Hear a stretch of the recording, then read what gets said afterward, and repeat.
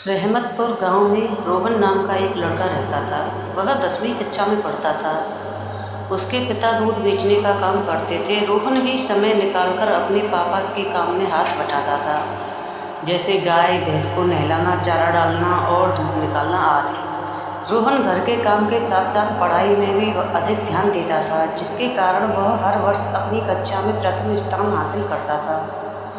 10वीं बोर्ड की परीक्षा हुई, जिसमें रोहन ने पूरे स्कूल में पहला स्थान प्राप्त किया। स्कूल में सम्मान समारोह का आयोजन किया गया। रोहन को फूल माला का हार पहनाकर उसे मेडल दिया गया। सभी बच्चों ने स्टेज के सामने बैठकर रोहन के लिए तालियां बजाकर उसका हौसला बढ़ाया। समारोह समाप्त हुआ, सभी बच्चे अपने अपने घर को चले गए।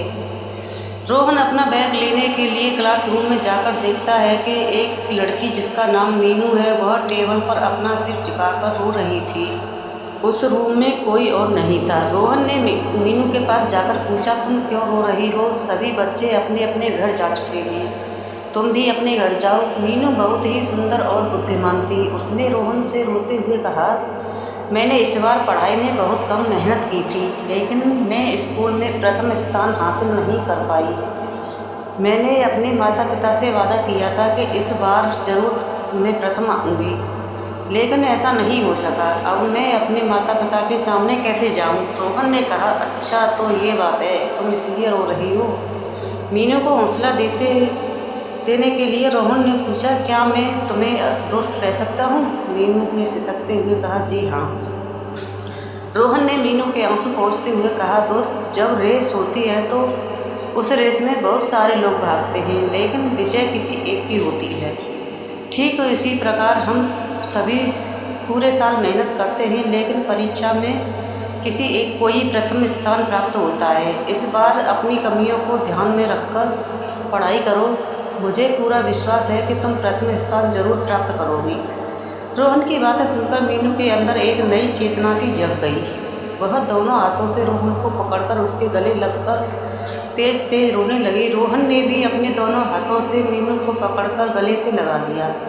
इस तरह से दोनों कुछ मिनट एक दूसरे के गले लगे रहे। रोहन ने फिर से उसकी आंखों को आंसू पोंछते हुए कहा, चलो अब घर। मीनू ने हल्की सी मुस्कान और इशारे से हाँ कहा। रोहन उसके चेहरे को देखकर उसके अंदर मीनू के लिए प्यार उमड़ा पड़ा। रोहन मीनू को उसके घर पर छोड़कर अपने घर को चला गया। घर जाकर रोहन और मीनू पूरी रात सो नहीं सके। दोनों के सामने एक दूसरे के चेहरे ही दिख रहे थे। इस तरह से अब दोनों के बीच बेपनाह प्यार प्रतिदिन बढ़ता जा रहा था। दोनों एक साथ रहने लगे थे।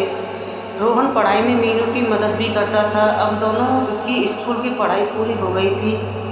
मीनू अमीर घर से थी। मीनू के पिता ने उसके आगे की पढ़ाई के लिए शहर के महंगे कॉलेज में दाखिला दिला दिया, लेकिन उस कॉलेज की फीस अधिक होने के कारण रोहन उस कॉलेज में दाखिला नहीं ले सका। उसने किसी और कॉलेज में दाखिला ले लिया।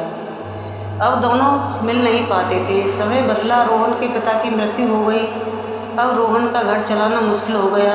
रोहन अपने घर को चलाने के लिए अपने पिता की तरह घर घर जाकर दूध बेचने लगा। एक दिन रोहन सक्सेना साहब के घर पर दूध लेकर गया। सक्सेना एक बड़े अधिकारी थे। रोहन ने दरवाजे की घंटी बजाई। अंदर से आवाज़ आई, कौन?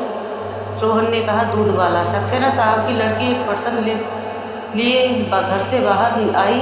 उसने रोहन को ऊपर से नीचे तक देखा। रोहन उस लड़की को दूध देकर चला गया। अगले दिन फिर रोहन दूध लेकर आया और उस दिन सक्सेना साहब के घर पर कोई नहीं था। रोहन ने दरवाजे की घंटी बजाई। जैसे ही रोहन ने कहा, दूध वाला, कमरे में से आवाज़ आई, अंदर आ जाओ। रोहन डरते हुए दूध लेकर अंदर जाकर देखा कि सक्सेना साहब की लड़की एक बर्तन लेकर खड़ी थी। उसने रोहन को सोफे पर बैठने के लिए कहा। रोहन ने मना कर दिया, लेकिन फिर भी वह रोहन को सोफे पर बैठाकर बहुत सारी बातें करने लगी। रोहन को धीरे धीरे समझ में आने लगा कि सक्सेना साहब की लड़की को कहीं मुझसे प्यार तो नहीं हो गया। वह मुझसे ज़्यादा बातें क्यों कर रही है? रोहन जब भी सक्सेना साहब के घर दूध देने जाता, वह लड़की उसे पैसे भी अधिक देने लगी और उसे अच्छी अच्छी चीज़ें खाने को भी देने लगी। लेकिन रोहन का लगाव उस लड़की के प्रति बिल्कुल नहीं था। एक दिन लड़की ने रोहन को अपना नाम मधु बताते हुए अपने प्यार का इजहार कर दिया। वह रोहन को अपने गले लगाकर बोली, मैं आपसे बहुत प्यार करती हूँ, मैं आपसे शादी करना चाहती हूँ। रोहन ने कहा, लेकिन मैं बहुत गरीब इंसान हूँ, मेरे पास कुछ नहीं है, मैं आपसे शादी करने लायक नहीं हूँ। आप किसी अमीर घर के लड़के से शादी कर लो। उसकी बातें सुनकर उसने रोहन के मुंह पर अपना हाथ रखकर चुप कराते हुए बोली, तुम्हारे मुंह से ऐसी बातें अच्छी नहीं लगती, अब दोबारा ऐसी बातें कभी मत करना।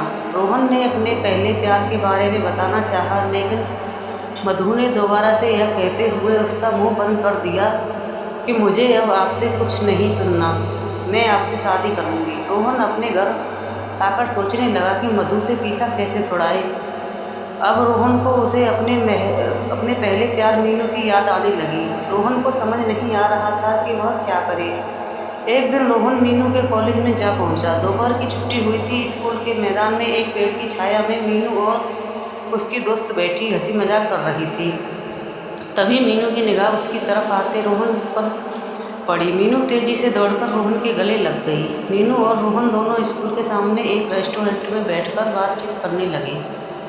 रोहन ने मीनू से पूछा, क्या तुम आज भी अकेली हो या फिर कोई और दोस्त बना लो?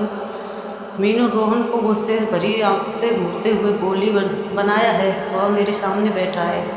दोनों एक दूसरे को देखकर जोर जोर से हंसने लगे। उसी दिन दोनों ने यह निश्चय किया कि दोनों एक दूसरे से शादी करेंगे। कुछ दिन बाद दोनों ने अपने पहले प्यार के साथ शादी कर ली और दोनों खुशी खुशी जीवन बिताने लगे।